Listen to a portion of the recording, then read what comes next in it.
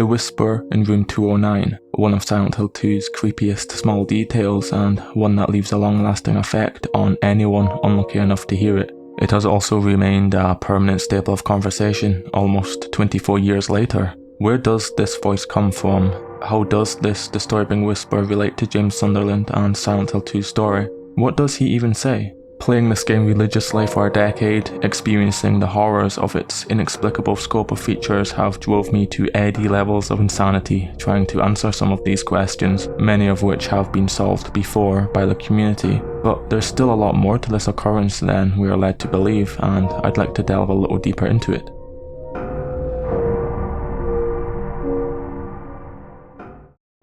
Upon entering Silent Hill, James takes a long hike around Toluca Lake to wind up on the eastern side of town. Exploring long enough, having met Angela and a few lying figures along the way, we'll encounter the first main area, the twin apartment buildings. Nearing the end of this, it's the Limehouse key found in room 105 of the Blue Creek apartments that opens the door to our beloved Whisper Room. The name itself referencing one of Silent Hill 2's biggest inspirations in Jacob's Ladder and its director, but also relating to the supposed occupant of room 209, leaving people to theorize this connection between the Whisper and the last known inhabitant. The rent prices must have been unbearable. He was actually just warning James about the financial struggles of living here. The build-up of tension from our Eddie and Angela encounters really elevate the horror of the scene. In a section deemed safe and quiet, in the final apartment that we have to enter, there is no opportunity to just relax until we head to Pete's Bolorama and eat some pizza, but even there you're still searching for Laura, so it diminishes the respite and just makes us even more stressed out.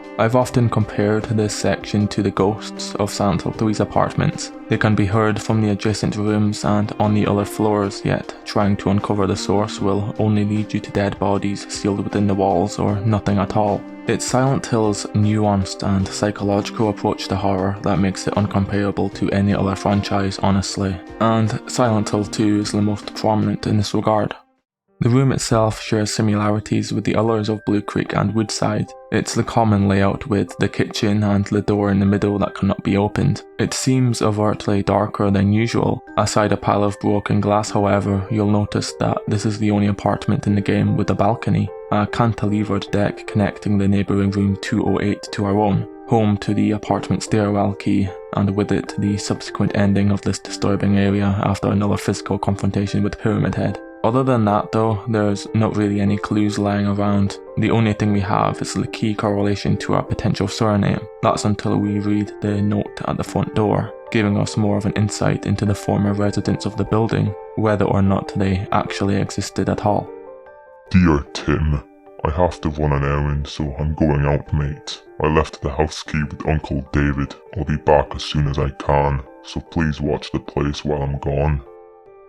What an absolute legend he is. As far as Silent Hill 2 goes, these names are never mentioned again, bringing us back to square one. We can only assume that the likely suspect of this whisper in-game was the occupant of room 209, the author of this letter. Unfortunately, we never knew what happened to him, whether or not he made it back safely, but he is a hard man, so he must have. The terminology of the letter seems urgent and consequential, not light-hearted and conventional. Someone going outside to carry out an everyday chore would never say "I'll be back as soon as I can" unless it's to a child. Which Tim could be, since the letter does clarify the exact location of room 105, but also leaving your house key with a family member on short notice, in this case to Uncle David, is something that you'd only ever do in an emergency. You know where he lives, don't you? The key is in the room near the first floor staircase. Needless to say, I don't think he ever made it back home safely. So we have a backstory on one of the families living in the Blue Creek apartments, but the big question is, what does the whisper say? Any attempts to decipher this voice over 24 years have been generally unsuccessful, except the opening line, which people have adamantly believed as saying, "See my dead wife, come home to do some laundry."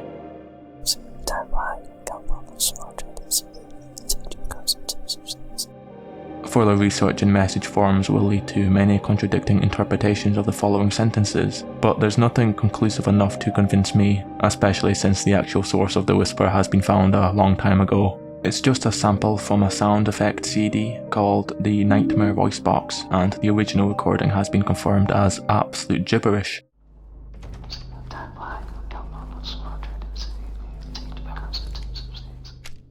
But what if I told you that this was the plan all along, and let Team Silent deliberately put this in the game? Pareidolia is a phenomenon where people interpret recognizable stimulus, usually visual. Commonly, humans perceive things like faces through inanimate objects, patterns, writing, or connote non-existent significance. Although mostly applied to visual interpretations, pareidolia can refer to any sensory interpretation. I'm sure everyone's aware of reversed English, a popular topic among horror media. It's argued that playing songs backwards will create disturbing sentences, an underlying satanic intent behind an otherwise happy pop song, for instance, when in reality none of this really exists. It's just our brain making shit up that we want to hear, and without a reference in mind, without the necessary lore connection to James, or without a made up lyric to warp your brain's understanding, you wouldn't hear anything. This is why the last few sentences, which are literally just someone hissing into a microphone, have been perceived by many as saying, "Bring her to the car to save some space."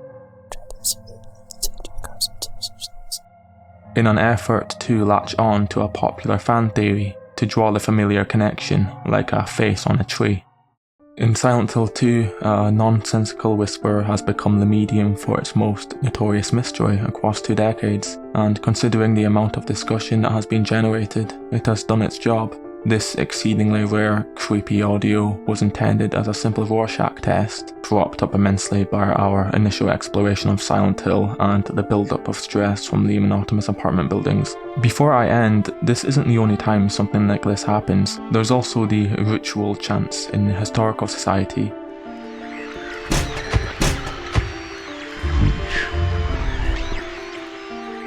Unlike the Whisper, Silent Hill 4 has similar dialogues from its numerous ghost scenes. Listen to Andrew Da Silva's, for example. I'll go over this mystery in another video, but I think that Walter Sullivan could be connected to this in some way.